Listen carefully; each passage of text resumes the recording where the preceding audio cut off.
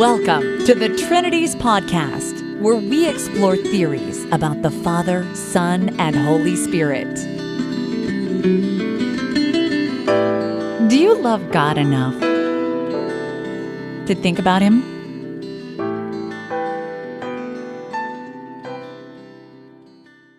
Episode 312, Channing's Likeness to God. In this episode of the Trinities podcast, you're going to hear my modernized version of a talk delivered by the famous American Unitarian pastor William Ellery Channing at the ordination of Reverend F.A. Farley in Providence, Rhode Island in 1828. In this talk, Channing is pushing back forcefully and yet carefully against the traditional Augustinian Calvinistic emphasis on humans as just crummy, completely ruined, worthless, abject worms, incapable of doing anything good, really not good for anything at all, except for God sovereignly, single-handedly plucking out of sin and saving. Channing thinks, and I agree, that emphasis is out of balance with scriptural teaching about human beings. Check out this very interesting talk and see if you agree with me. One quick note on terminology. When he talks about the divinity of human beings, he's using words like divine or divinity or deity more loosely than we're sometimes accustomed to. You see, in arguments about the Trinity and incarnation, it's common to use words like divine to mean fully divine, like having the divine nature. He's not using it in that way. All he means by divine is in some way like God. And how could that be a controversial point if, as Genesis says, men and women are made in God's image and likeness? And there are a lot of elements in early Christian tradition which talk about human salvation as divinization. Check out Trinity's podcasts 59 and 60 if you want to hear more about those. But a famous New Testament example of speaking this way is 2 Peter 1:4, in which believers are described as participating in, or some translations say sharing in or partaking of, the divine nature. That doesn't mean coming to be a god. It's a contradiction to suppose that something which is not God should come to be God.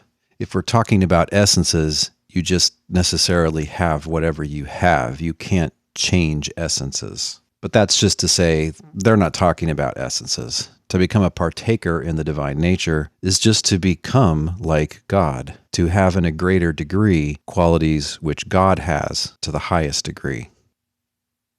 Here then are the thoughts of William Ellery Channing on the important scriptural theme of human beings' potential to be increasingly like God.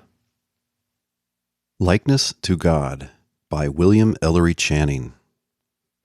Therefore, be imitators of God as beloved children. Ephesians 5:1. To promote true religion is the purpose of the Christian ministry. For this it was ordained. On the present occasion, therefore, when a new teacher is to be given to the church, a discourse on the character of true religion will be appropriate. I do not mean that I shall attempt, in the limits to which I am now confined, to set before you all its properties, signs, and operations, for in so doing I should burden your memories with classifications and vague generalities as uninteresting as they would be unprofitable. My purpose is to select one view of the subject, which seems to me of primary dignity and importance, and I select this because it is greatly neglected, and because I attribute to this neglect much of the inefficacy and many of the corruptions of religion. The text calls us to imitate God, to seek conformity with or likeness to Him, and to do this not fearfully and faintly, but with the spirit and hope of beloved children. The doctrine which I propose to illustrate is derived immediately from these words and is built into the whole New Testament. I affirm and maintain that true religion consists in intending as our main goal a growing likeness to the Supreme Being. Its noblest influence consists in making us more and more partakers in the divine nature. True religion is to be preached for this goal. Religious instruction should aim chiefly to turn our aspirations and efforts to that perfection of the soul, which makes it a bright image of God. Such is the topic now to be discussed, and I implore him whose glory I seek to help me to display and urge it with simplicity and clarity, with a calm and pure zeal, and with genuine love. I begin with observing what all indeed will understand, that the likeness to God which I propose to speak of belongs to our higher or spiritual nature. It has its foundation in our original and essential mental capacities. In proportion as these are developed by right and vigorous exertion, our spiritual nature is extended and brightened. In proportion as these lie dormant, it is obscured. In proportion as they are perverted and overpowered by the desires and emotions, it is blotted out. In truth, moral evil, if unresisted and habitual, may so blight and destroy these capacities that the image of God in a person may seem to be wholly destroyed. The importance of this assimilation to our Creator is a topic which needs no labored discussion. Everyone of whatever name or sect or opinion will meet me on this ground. All, I presume, will allow that no good in the whole universe or within the reach of omnipotence can be compared to a resemblance to God or to a participation in His attributes. I anticipate no objections here. Likeness to God is the supreme gift. He can give nothing so precious, glorious, blessed as Himself. To hold intellectual and moral affinity with the Supreme Being, to partake of His Spirit, to be His children by receiving excellences like His, to grow ever more like the perfections which we adore, this is a happiness which obscures and annihilates all other good.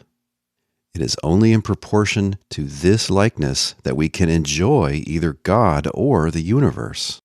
That God can be known and enjoyed only through sympathy or similar attributes is a doctrine which even Gentile philosophy discerned. That the pure in heart can alone see and commune with the pure divinity was the sublimest instruction of ancient sages as well as of inspired prophets. It is indeed the lesson of daily experience. To understand a great and good being, we must have in us the seeds of the same excellences. How quickly, by what an instinct, do congruent minds recognize one another. No attraction is so powerful as that which exists between the truly wise and good, whilst the brightest excellence is lost on those who have nothing congenial in their own hearts.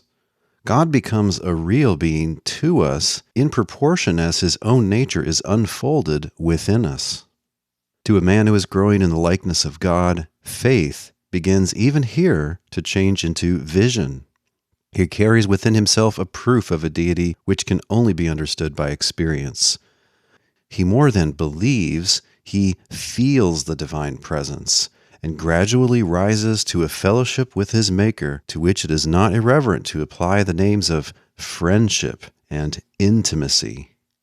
The Apostle John intended to express this truth when he tells us that he in whom divine love or benevolence has become a habit and life dwells in God and God in him. It's clear, too, that likeness to God is the true and only preparation for the enjoyment of the universe. In proportion as we approach and resemble the mind of God, we are brought into harmony with the creation. For in that proportion we possess the causes from which the universe sprung. We carry within ourselves the perfections of which its beauty, magnificence, order, benevolent adaptations, and boundless purposes are the results and manifestations. To a kindred mind, God expresses Himself in His works.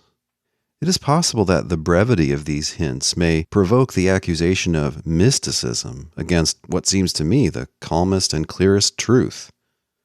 I think, however, that every reflecting person will feel that likeness to God must be a source of sympathy or accordance with His creation, for the creation is an offspring and a shining forth of the divine mind, a work through which His Spirit breathes.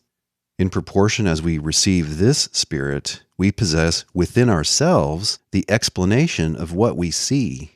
we discern more and more of God in everything, from the frail flower to the everlasting stars. Even in evil, that dark cloud which hangs over the creation, we discern rays of light and hope, and gradually come to see, in suffering and temptation, proofs and instruments of the highest purposes of wisdom and love. I have offered these very imperfect thoughts that I may show the great importance of the doctrine which I am so eager to urge. What I'm saying is that likeness to God is a good so unutterably surpassing all other goods that whoever admits it as attainable must acknowledge it to be the main aim of life. I am saying that the highest and happiest function of religion is to bring the mind into growing accordance with God, and that the truth and worth of a theology should be tested mainly by its tendency to move us towards that goal. Some will object that the Scriptures, in speaking of human beings as made in the image of God, and in calling us to imitate Him, use bold and figurative language. It may be objected that there is danger from too literal an interpretation, that God is an unapproachable being. And I am not warranted in ascribing to humans a like nature to the divine, and that we and all things illustrate the Creator by contrast rather than by resemblance.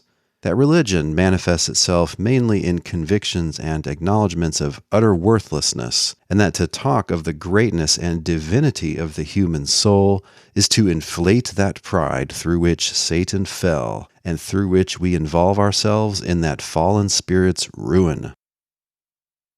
I reply that, to me, Scripture and reason speak differently. In Christianity, particularly, I find perpetual testimonies to the divinity of human nature. This whole religion expresses an infinite concern of God for the human soul and teaches that He deems no methods too expensive for its recovery and exaltation. Christianity, with one voice, calls me to turn my regards and care to the spirit within me as of more worth than the whole outward world. It calls us to be perfect as our Father in heaven is perfect, and everywhere in the sublimity of its precepts, it implies and recognizes the sublime capacities of the being to whom they are addressed. It assures us that human virtue is very precious in the sight of God, and speaks of the return of a human being to virtue as an event which increases the joy of heaven. In the New Testament, Jesus Christ, the Son of God, the brightness of His glory, the express and unsullied image of the divinity, is seen mingling with us as a friend and brother, offering Himself as their example, and promising to His true followers a share in all His splendors and joys. In the New Testament, God is said to give His own Spirit and all His fullness to the human soul. In the New Testament, we are exhorted to aspire after honor, glory, and immortality, and heaven, a word expressing the nearest approach to God and a divine happiness, is everywhere proposed as the goal of our being. In truth, the very essence of Christian faith is that we trust in God's mercy as revealed in Jesus Christ for a state of celestial purity in which we shall grow forever in the likeness, knowledge, and enjoyment of the infinite Father. Lofty views of the nature of humankind are bound up and interwoven with the whole of Christian theology. Do not say that these are at war with humility, for who was ever humbler than Jesus, and yet who ever possessed such a consciousness of greatness and divinity? Do not say that our business is to think of our sin and not of our dignity, for great sin implies a great capacity. It is the abuse of a noble nature, and no one can be deeply and rationally contrite except one who feels that in wrongdoing he has resisted a divine voice and warred against a divine truth in his own soul.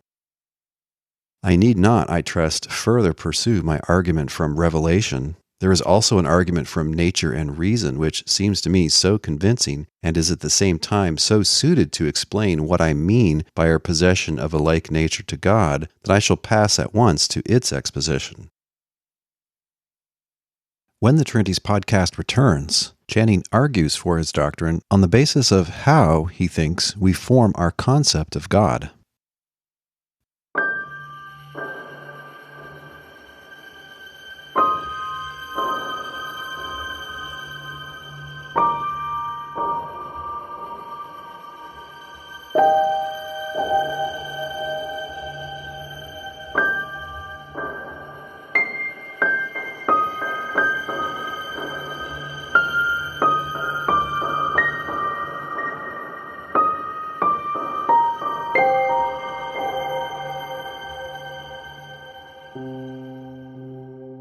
That we have a kindred nature with God and may bear most important and ennobling relations to Him seems to me to be established by a striking proof. This proof you will understand by considering for a moment how we obtain our ideas about God. From where do we get the conceptions which we express by that grand name? From where do we derive our knowledge of the attributes and perfections which constitute the Supreme Being? I answer that we derive them from our own souls. Our conceptions of the divine attributes are first developed within ourselves, and from there we transfer them to our Creator. The idea of God, sublime and majestic as it is the idea of our own spiritual nature, which has been purified and enlarged to infinity. Within ourselves are the elements of the divinity. God, then, does not have a merely figurative resemblance to us. It is rather the resemblance of a parent to a child, the likeness of a kindred nature. We call God a mind. He has revealed Himself as a spirit. But what do we know of mind except through the actions of this cause within us? That unbounded spiritual energy which we call God is conceived by us only through consciousness, through our knowledge of ourselves. We ascribe thought or intelligence to the deity as one of His most glorious attributes. And what does this language mean? We have coined these terms to express operations or general powers of our own souls. The infinite light would be forever hidden from us, did not kindred rays dawn and brighten within us. God is another name for human intelligence raised above all error and imperfection and extended to all possible truth. The same is true of God's goodness. How do we understand this except by the tendency to love implanted in the human heart? How is it that this divine attribute is so faintly comprehended except from the feeble development of it in the multitude of human beings? Who can understand the strength, purity, fullness, and extent of divine philanthropy, but he in whom selfishness has been swallowed up in love? The same is true of all the moral perfections of the deity. These are comprehended by us only through our own moral nature. It is conscience within us, which by its approving and condemning voice interprets to us God's love of virtue and hatred of sin, and without conscience, these glorious conceptions would never have entered our minds. Conscience is the lawgiver in our own hearts. It gives us the idea of divine authority and binds us to obey it. The soul, by its sense of right or its perception of moral distinctions, is clothed with sovereignty over itself, and through this alone it understands and recognizes the sovereign of the universe. As by a natural inspiration we have agreed to speak of conscience as the voice of God, as the divinity within us. This part of our nature, when reverently obeyed, makes us more and more partakers of the moral perfection of the Supreme Being, of that very excellence which constitutes the rightfulness of His rule and enthrones Him over the universe. Without this inward law, we should be as incapable of receiving a law from heaven as the lower animals. Without this, the commandments given at Mount Sinai might startle the outward ear, but would have no meaning, no authority to the mind. I have expressed here a great truth. Nothing teaches so encouragingly our relation and resemblance to God, for the glory of the Supreme Being is eminently moral. We blind ourselves to his chief splendor if we think only or mainly of his power and overlook those attributes of righteousness and goodness to which he subjects his omnipotence and which are the foundations and very substance of his universal and immutable law. And are these attributes revealed to us through the causes within and convictions of our own souls? Do we understand through sympathy God's perception of the right, the good, the holy, and the just? Then how properly it is said that in his own image he made men and women. It may be objected that we receive our idea of God from the universe, from his works, and not so exclusively from our own souls. In reply, the universe, I know, is full of God. The heavens and earth declare his glory. In other words, the effects and signs of power, wisdom, and goodness are apparent through the whole creation. But apparent to what? Not to the outward eye, not to the most acute organs of sense, but to a kindred mind, which interprets the universe by itself. It is only through that energy of thought by which we adapt various and complicated means to distant ends and give harmony and a common bearing to multiplied exertions that we understand the creative intelligence which has established the order, dependencies, and harmony of nature. We see God around us because he dwells within us. It is by a kindred wisdom that we discern his wisdom in his works. A lesser animal who has an eye as sharp as ours looks on the universe, and the page which to us is radiant with letters of greatness and goodness is to him a blank.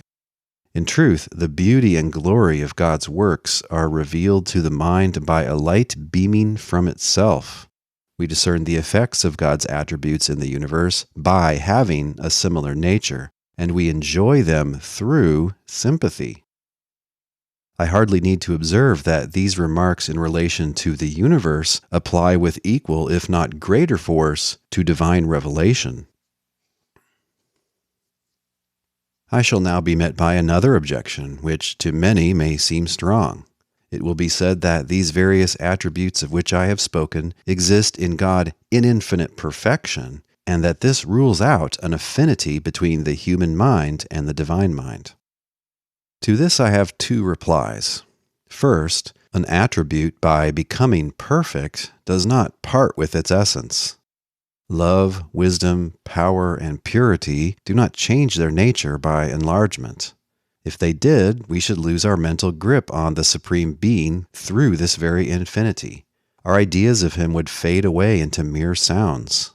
For example, if wisdom in God, because unbounded, were to have no affinity with that attribute in us, why apply that term wisdom to him, for it must signify nothing?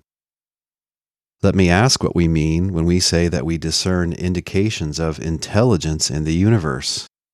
We mean that there we find evidence of a mind like our own. We certainly find evidence of no other sort of mind, so that to deny this doctrine would be to deny the evidences of a God and utterly to subvert the foundations of religious belief. Who can examine the structure of a plant or an animal and see the adaptations of its parts to each other and to common purposes, and not feel that this is the work of an intelligence akin to our own, and that we trace these signs of design by the same spiritual energy in which they had their origin? But I would offer another answer to this objection that God's infinity places him beyond the resemblance and approach of human beings. It is this: I affirm and trust that I do not speak too strongly, that there are traces of infinity in the human mind, and that in this very respect it bears a likeness to God. The very conception of infinity is an indication of a nature to which no limit can be assigned. This thought indeed comes to us not so much from abroad as from our own souls. We ascribe this attribute of infinity to God because we possess capacities and needs which only an unbounded being can fill, and because we are conscious of a tendency in spiritual abilities to unlimited expansion. We believe in the divine infinity through something congenial with it in our own hearts. I hope I speak clearly, and if not, I would ask those to whom I am obscure to pause before they condemn. To me, it seems that the soul, in all its higher actions, in original thought, in the creations of genius, in the soarings of imagination, in its love of beauty and grandeur, in its aspirations after a pure and unknown joy, and especially in disinterestedness, in the spirit of self-sacrifice and in enlightened devotion, has a quality of infinity. There is often a depth in human love which may be strictly called unfathomable. There is sometimes a lofty strength in moral principle which all the power of the outward universe cannot overcome. There seems a might within which can more than balance all outer might. There is also a piety which swells into an ecstasy too vast for utterance and into an immeasurable joy. I am speaking indeed of what is uncommon, but still of realities. We see, however, the tendency of the soul towards the infinite in more familiar and ordinary forms. Take, for instance, the delight which we find in the vast scenes of nature, in scenic vistas which spread around us without limits, in the immensity of the heavens and the ocean, and especially in the rush and roar of mighty winds, waves, and torrents, when, amidst our deep awe, a power within us seems to respond to the omnipotence around us. The same principle is seen in the delight we get from works of fiction or imaginative art, in which our own nature is set before us in more than human beauty and power. In truth, the soul is always bursting its limits. It thirsts continually for wider knowledge. It rushes forward to untried happiness. It has deep needs which nothing limited can appease. Its true element and goal is an unbounded good. Thus, God's infinity has its image in the soul, and through the soul, much more than through the universe, we arrive at this conception of the deity. When the Trinities podcast returns, Channing says more about the New Testament basis of and the importance of this doctrine.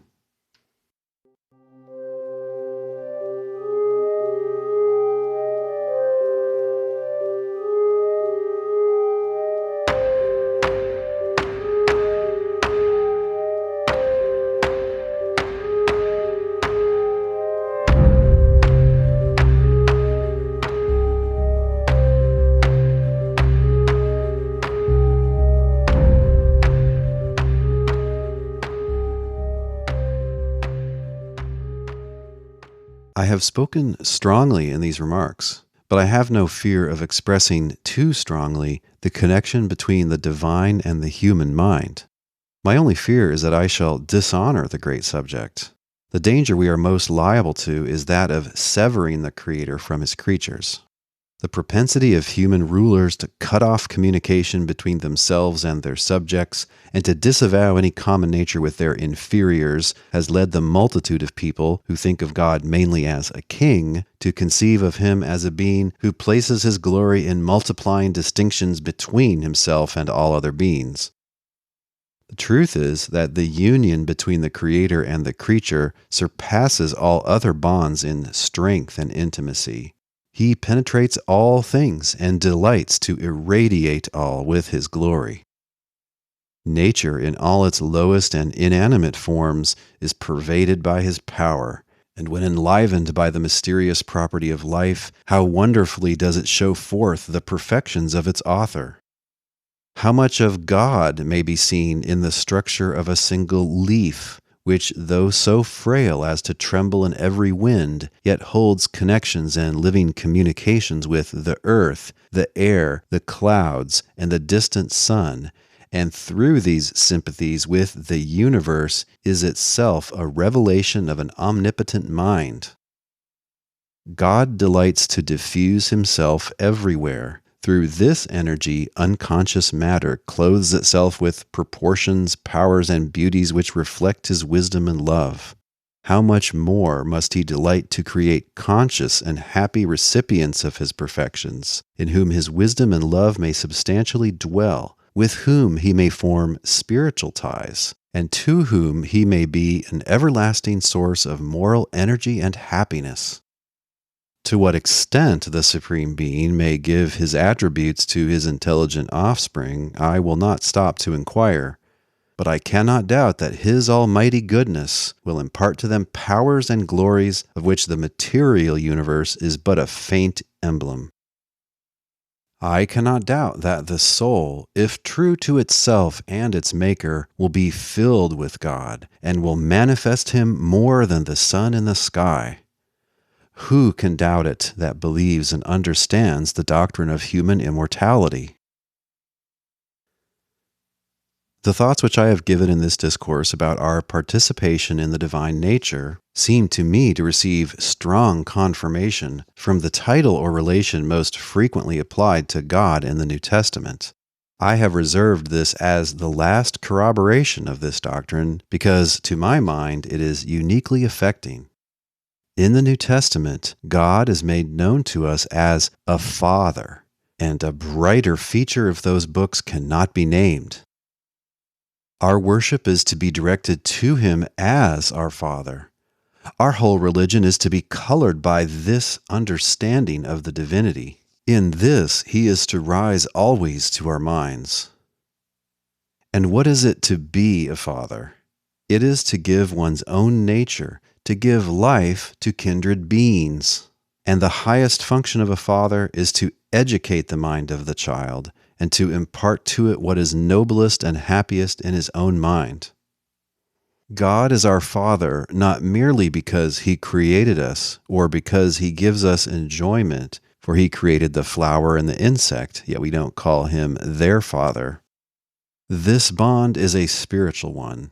This name belongs to God because he makes spirits like himself and delights to give them what is most glorious and blessed in his own nature. Accordingly, Christianity is said with special propriety to reveal God as the Father, because it reveals him as sending his Son to cleanse the mind from every stain and to replenish it forever with the spirit and moral attributes of its author. Separate from God the idea of his creating and training up beings after his own likeness, and you rob him of his paternal quality. This relation vanishes, and with it vanishes the glory of the gospel and the dearest hopes of the human soul. The greatest use which I would make of the principles laid down in this discourse is to derive from them an accurate and clear understanding of the nature of religion. What then is religion? I answer that it is not the adoration of a God with whom we have no common properties, of a distinct, foreign, separate being, but rather of an all-giving parent. It recognizes and adores God as a being whom we know through our own souls, who has made humans in his own image, who is the perfection of our spiritual nature, who has sympathies with us as kindred beings, who is near to us, not in place only, like this all-surrounding atmosphere, but by spiritual influence and love, who looks on us with perpetual interest, and whose great aim it is to give us forever, and in freer and fuller streams, his own power, goodness, and joy. The conviction of this near and ennobling relation of God to the soul, and of his great purposes towards it, belongs to the very essence of true religion, and true religion manifests itself mainly and most conspicuously in desires, hopes, and efforts corresponding to this truth. True religion desires and seeks supremely the assimilation of the mind to God, or the perpetual development and enlargement of those powers and virtues by which it is constituted his glorious image. The mind, in proportion as it is enlightened and penetrated by true religion, thirsts and labors for a godlike elevation. What else, indeed, can it seek if this good be placed within its reach? If I am capable of receiving and reflecting the intellectual and moral glory of my Creator, what else in comparison shall I desire? Shall I deem a property in the outward universe as the highest good, when I may become partaker of the very mind from which it springs, of the prompting love, the disposing wisdom, the quickening power through which its order, beauty, and beneficent influences exist? true religion is known by these high aspirations, hopes, and efforts, and this is the religion which most truly honors God. Honoring Him is not trembling before Him as an unapproachable sovereign, not uttering barren praise which leaves us as it found us. It is to become what we praise. It is to approach God as an inexhaustible fountain of light, power, and purity. It is to feel the enlivening and transforming energy of His perfections. It is to thirst for the growth and invigoration of the divine reality within us. It is to seek the very Spirit of God. It is to trust in, to bless, to thank Him for that rich grace, mercy, and love which was revealed to us and obtained for us by Jesus Christ, and which proposes as its main goal the perfection of the human soul. I regard this understanding of religion as infinitely important. It does more than all things to make our connection with our Creator ennobling and happy, and in proportion as we lack it, there is danger that our conception of God may itself become the instrument of our degradation. That religion has been taught in ways which depress the human mind, I need not tell you. It is a truth which ought to be known that the greatness of the deity, when separated in our thoughts from His parental character, especially tends to crush human energy and hope. To a frail and dependent creature, an omnipotent Creator easily becomes a terror, and His worship easily degenerates into servility, flattery, self-contempt, and selfish calculation. Religion only ennobles us in as far as it reveals to us the tender and intimate connection of God with His creatures, and teaches us to see in the very greatness which might give alarm the source of great and glorious gifts to the human soul. You cannot, my hearers, think too highly of the majesty of God, but don't let this majesty sever Him from you. Remember that His greatness is the infinity of attributes which you yourselves possess. Adore His infinite wisdom, but remember that this wisdom rejoices to diffuse itself, and let an exhilarating hope spring up at the thought of the immeasurable intelligence which such a Father must give to His children. In like manner, adore His power. Let the boundless creation fill you with awe and admiration of the energy which sustains it. But remember that God has a nobler work than the outward creation, namely the Spirit within you, and that it is His purpose to replenish this with His own energy and to crown it with growing power and triumphs over the material universe. Above all, adore His unutterable goodness. But remember that this attribute is especially proposed to you as your model. Remember that God calls you, both by nature and by revelation, to a fellowship in His philanthropy, that He has placed you in social relations for the very purpose of making you ministers and representatives of His benevolence, that He even summons you to espouse and to advance the highest purpose of His goodness, which is the redemption of the human race by extending the knowledge and power of Christian truth. It is through such thoughts that religion raises up the soul and binds us by ennobling bonds to our Maker. When the Trinities podcast returns, Channing discusses some warnings of his own and several objections that people will raise to this teaching.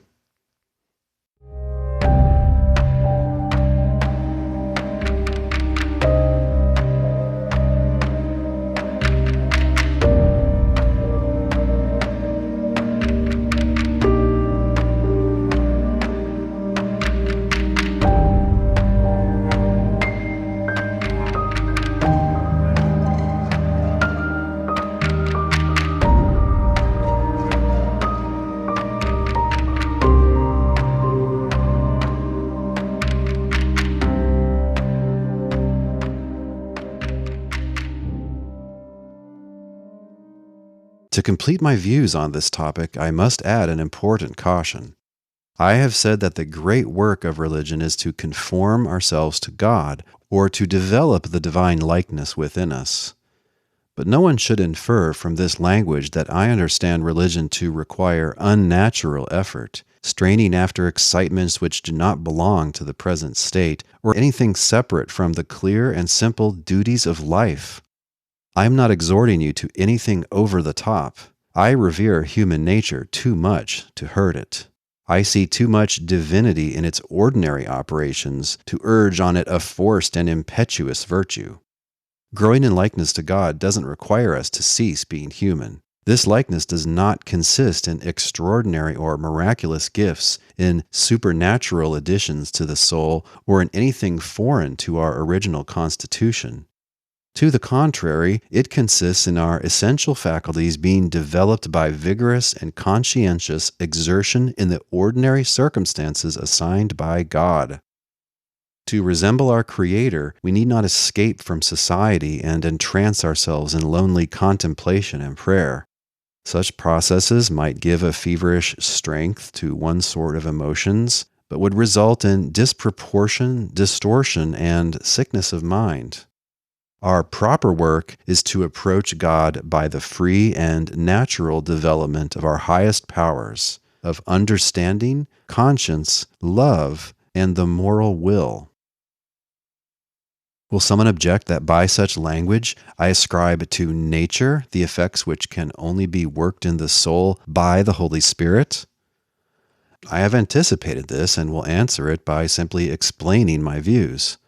I would on no account disparage the gracious aids and influences which God imparts to the human soul. The promise of the Holy Spirit is among the most precious in the sacred book.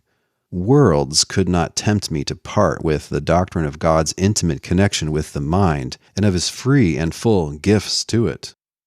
But these convictions are in no respect at variance with what I have taught about the method by which we are to grow in likeness to God. Scripture and experience agree in teaching that by the Holy Spirit we are to understand a divine assistance adapted to our moral freedom, consistent with the fundamental truth that virtue is the mind's own work.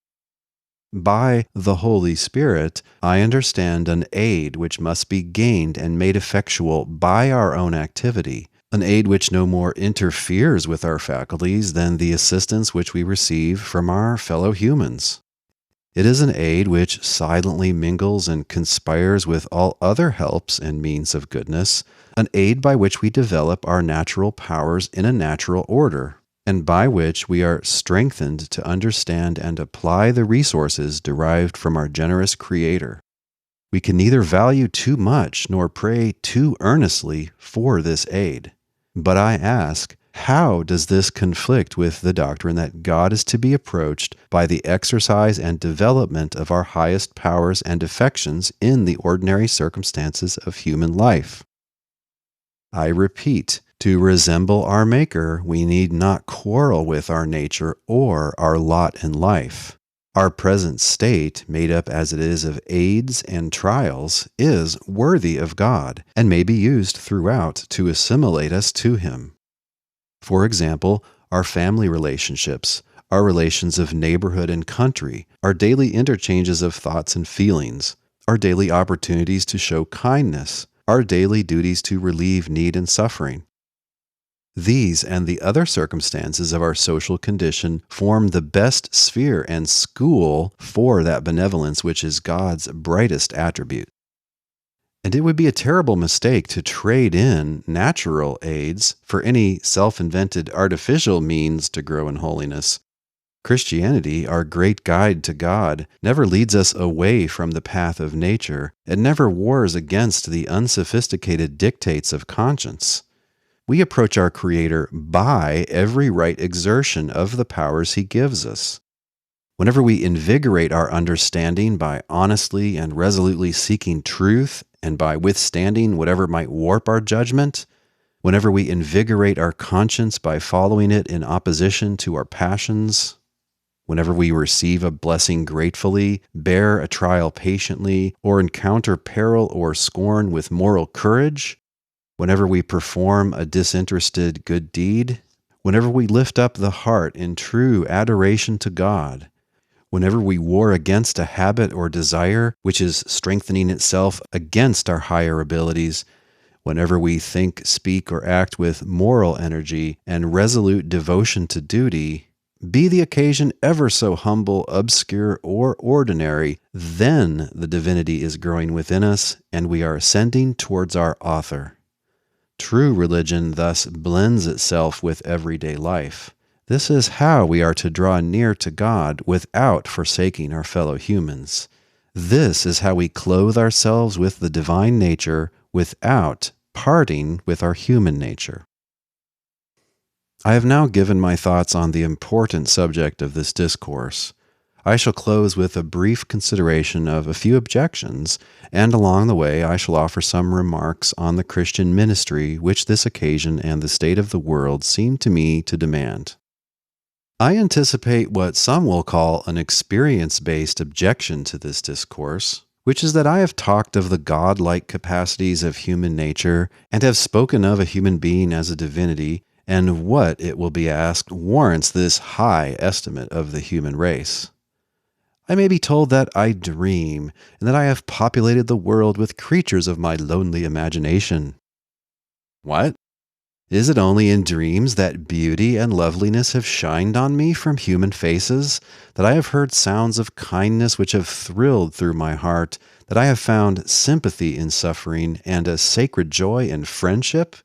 Are all the great and good men of past ages only dreams? Are such names as Moses, Socrates, Paul, Alfred the Great, the poet Milton only the fictions from my disturbed slumbers? Are the great deeds of history, the discoveries of philosophy, the creations of human genius only visions? Oh, no, I do not dream when I speak of the divine capacities of human nature. It is a real page in which I read of patriots and martyrs, of the monarchy-denouncing writer François Fénelon, of English tax protester John Hampden, and American General and President George Washington. Don't tell me these were miracles which were immeasurably separated from the human race, for the very reverence which has treasured up and hallowed their memories, the very feelings of admiration and love with which their names are now heard, show that the sources of their greatness are diffused through all your hearts. The seeds of sublime virtue are scattered freely on our earth. How often have I seen in the obscurity of domestic life a strength of love, of endurance, of pious trust, of virtuous resolution, which in a public sphere would have attracted public honor. I cannot but pity the man who recognizes nothing godlike in his own nature. I see the indications of God in the heavens and the earth, but how much more in a free intellect, in generosity, in unconquerable righteousness, in a love of one's fellow humans which forgives every wrong, and which never despairs of the cause of Christ and human virtue. I do and I must revere human nature. Neither the sneers of a worldly skepticism nor the groans of a gloomy theology disturb my faith in its godlike powers and tendencies. I know how it is despised, how it has been oppressed, how civil and religious establishments have for ages conspired to crush it. I know its history. I shut my eyes on none of its weaknesses and crimes. I understand the arguments by which oppressive human leaders urge that man is a wild beast which needs a master and is only safe when it is in chains. But injured, trampled on, and scorned as our nature is, I still turn to it with intense sympathy and strong hope. The signatures of its origin and its purpose are impressed too deeply to be ever wholly erased.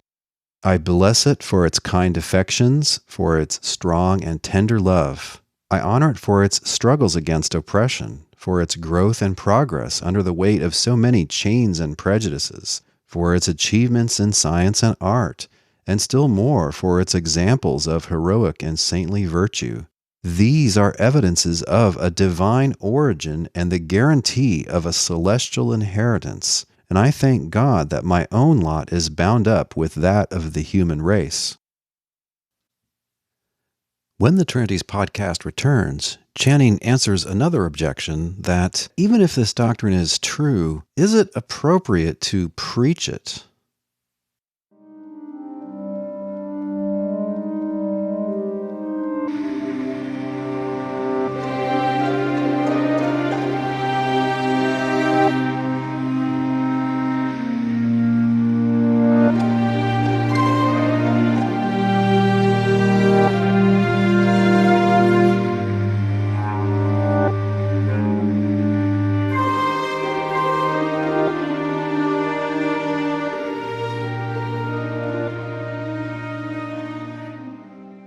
But another objection arises. It may be said, even if these claims are true, are they really appropriate for the pulpit? Are they suitable to act on ordinary minds? They may be prized by those of cultivated intellect and taste, but can the multitude understand them? Will the multitude feel them? Who is a minister supposed to serve? Surely people immersed in business and buried in the flesh, on those whose whole power of thought has been spent on pleasure or gain, who are chained by habit and wedded to sin.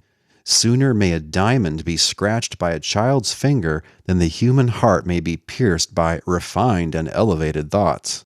Only blunt instruments will impact crude, brutish minds. These people are asleep, and nothing but thunder, nothing but flashes from the everlasting fire of hell will thoroughly wake them.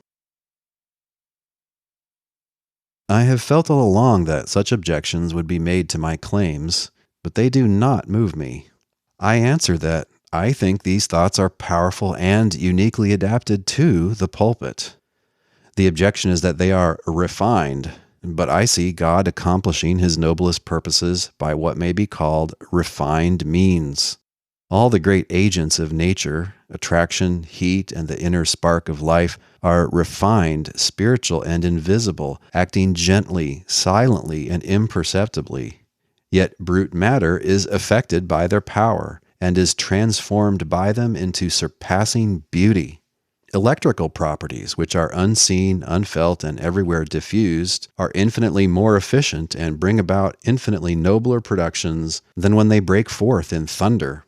Much less can I believe that in the moral world, noise, menace, and violent appeals to our animal passions, to fear and selfishness, are God's chosen means of calling forth spiritual life, beauty, and greatness.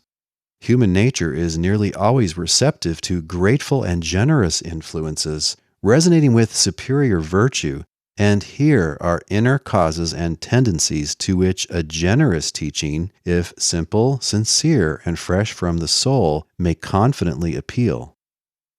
It is objected that people can't understand the thoughts which seem to me so precious. This objection I am eager to push back on, for the ordinary intellect has been grievously kept down and wronged by a belief in its incompetence. The pulpit would do more good were the mass of human beings not looked down upon and treated as children. Happily for the human race, the time is passing away in which intellect was thought the monopoly of a few, and the majority were given over to hopeless ignorance. Science is leaving her solitudes to enlighten the multitude. How much more may religious teachers take courage to speak to people on subjects which are nearer to them than the properties of law and matter? I mean their own souls. The multitude, you say, lack the ability to receive great truths relating to their spiritual nature. But what, let me ask you, is the Christian religion? It is a spiritual system intended to turn our minds upon ourselves, to make us capable of watchfulness over thought, imagination, and passion, to establish us in an intimacy with our own souls. What are all the Christian virtues which we are exhorted to love and seek? I answer, pure and high motions or actions of the mind.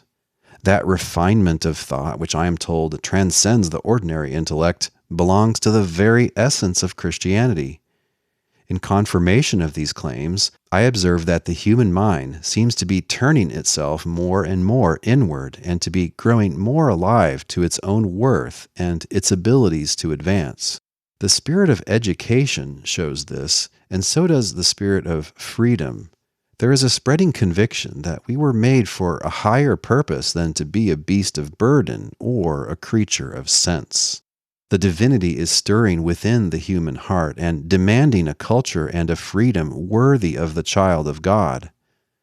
Let religious teaching correspond to this advancement of the mind. Let it rise above the technical, obscure, and frigid theology which has come down to us from times of ignorance, superstition, and slavery. Let it penetrate the human soul and reveal it to itself. No preaching, I believe, is so understandable as that which is true to human nature and helps men and women to read their own spirits. But the objection which I have stated not only represents us as incapable of understanding, but even incapable of being moved, enlivened, sanctified, and saved by such thoughts as I have given. If by this objection nothing more is meant than that these thoughts are not alone or of themselves sufficient, I shall not dispute it, for true and glorious as they are, they do not constitute the whole truth, and I do not expect great moral effects from a narrow and partial understanding of our nature. I have spoken of the godlike capacities of the soul, but other and very different elements enter into the human being. We have animal propensities as well as intellectual and moral powers. A human has a body as well as a mind. He has passions to war against his reason, and self-love to war against his conscience. He is a free being and a tempted being, and being this way, he may and does sin, and often sins grievously. To such a being, religion or virtue is a conflict requiring great spiritual effort, which is performed in habitual watchfulness and prayer, and all the motives are needed by which force and constancy may be given to the will. I do not advise the preacher to talk constantly of human beings as made but a little lower than the angels, but I would not narrow him to any class of topics. Let him adapt himself to our whole and various nature. Let him summon to his aid all the powers of this world and the world to come. Let him bring to bear on our consciences and hearts both God's milder and his more frightening attributes, the promises and threats of the divine word, the lessons of history and the warnings of experience. Let the wages of sin here and hereafter be taught clearly and earnestly. But amidst the various motives to spiritual effort which the minister can appeal to, none are more enlivening than those drawn from the soul itself and from God's desire and purpose to exalt it by every aid consistent with its freedom. These truths, I believe, should be mixed together with all the others, and without them all others fail to promote a generous virtue. Will you object that the minister's proper work is to preach Christ, not to preach the dignity of human nature? I answer that Christ's greatness is manifested in the greatness of the nature which he was sent to redeem, and that his chief glory consists in this, that he came to restore God's image where it was obscured or defaced, and to give an everlasting impulse and life to what is divine within us. Will you object that the wickedness of sin should be the minister's main topic? I answer that this wickedness can only be understood and felt when sin is viewed as the ruin of God's noblest work, as darkening a light brighter than the sun, as carrying discord, bondage, disease, and death into a mind made for perpetual progress towards its author. Will you object that terror is the most important instrument when it comes to saving souls? I answer that if by terror is meant a rational and moral fear, a conviction and dread of the unutterable evil incurred by a mind which wrongs, betrays, and destroys itself, then I am the last to deny its importance. But a fear like this, which regards the debasement of the soul as the greatest of evils, is plainly founded upon and proportioned to our understanding of the greatness of our nature. The more common sort of terror, which is induced by means of vivid images of torture and bodily pain, is a very questionable way to promote virtue. When strongly awakened, this terror generally injures our character, breaks us down into cowards and slaves, brings our intellect to cringe before human authority, makes us abject before our Maker, and by a natural reaction of the mind often terminates in a presumptuous confidence which is altogether distinct from virtuous self-respect and is uniquely hostile to the unassuming, charitable spirit of Christianity. The preacher should rather strive to fortify the soul against physical pains than to bow it to their mastery, teaching it to dread nothing in comparison with sin, and to dread sin as the ruin of a noble nature. To repeat, men and women are to be enlivened and raised by appeals to their highest aspects. Even the convicts in a prison may be touched by kindness, generosity, and especially by a tone, look, and address which express hope and respect for their nature. I know that the doctrine of ages has been that terror, restraint, and bondage are the chief safeguards of human virtue and peace, but we have begun to learn that affection, confidence, respect, and freedom are mightier as well as nobler causes. People can be affected by generous influences. I wish that this truth was better understood by religious teachers. Generous influences too seldom proceed from the pulpit. In the church, we too seldom hear a voice to enliven and exalt us. Religion, speaking through her public organs, seems often to forget her natural tone of elevation. The character of God, the principles of His government, His relations to the human family, the purposes for which He brought us into being, the nature which He has given us, and the condition in which He has placed us, these and the like topics, though the very highest which can enter the mind, are often set forth in such a way as to narrow and degrade the hearers, disheartening and oppressing the timid and sensitive with gloom, and infecting less refined minds with the unholy spirit of intolerance, presumption, and exclusive pretension to have the favor of God. I know and rejoice to know that preaching in its worst forms nonetheless does good, for so bright and piercing is the light of Christianity that it somewhat penetrates the thickest clouds with which we surround it. But I also know that evil mixes with the good, and I would be unfaithful to my deep convictions if I did not say that human nature requires for its elevation more generous treatment from the teachers of religion. To conclude, let the minister cherish a reverence for his own nature. Let him never despise it, even in its most forbidding forms. Let him delight in its beautiful and lofty manifestations. Let him hold fast, as one of the great qualifications for his office, a faith in the greatness of the human soul, that faith which looks beneath the perishing body, beneath the sweat of the laborer, beneath the rags and ignorance of the poor, beneath the vices of the sensual and selfish, and discerns in the depths of the soul a divine aspect, a ray of the infinite light which may yet break forth and shine as the sun in the kingdom of God.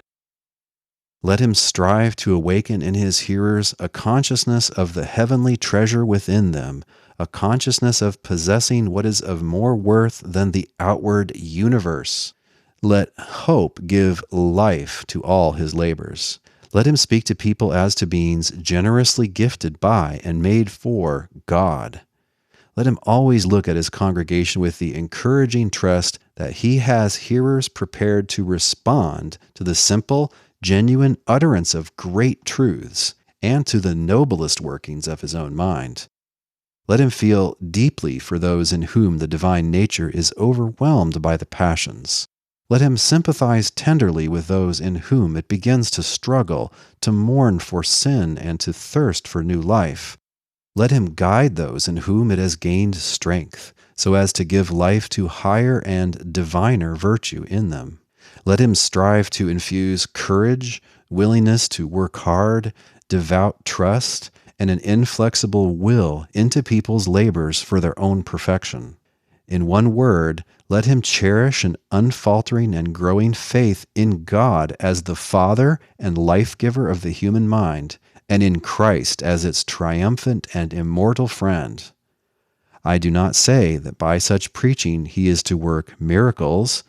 I do not expect or desire that he will rival in sudden and outward effects what is brought about by the preachers of a low and terrifying theology. I am far from believing that just like that, all will be made better.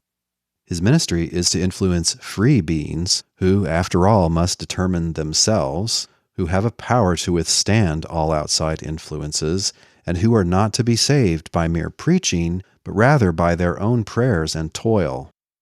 Still, I believe that such a minister will be a benefactor beyond all praise to the human soul. I believe and know that on those who will open themselves to his influence, he will work deeply, powerfully, and gloriously.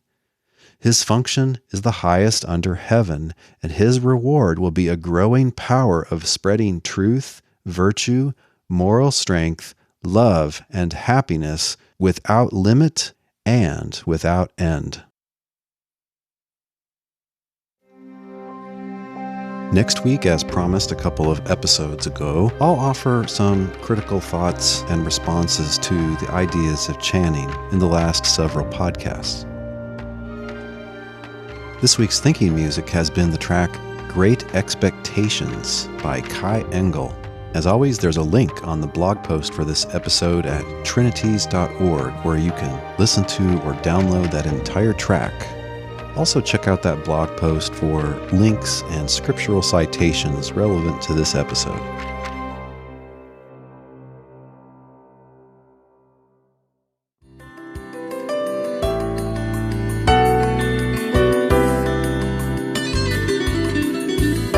Thanks for listening. We'll see you online at trinities.org. Till next time, don't forget to love God with all your mind.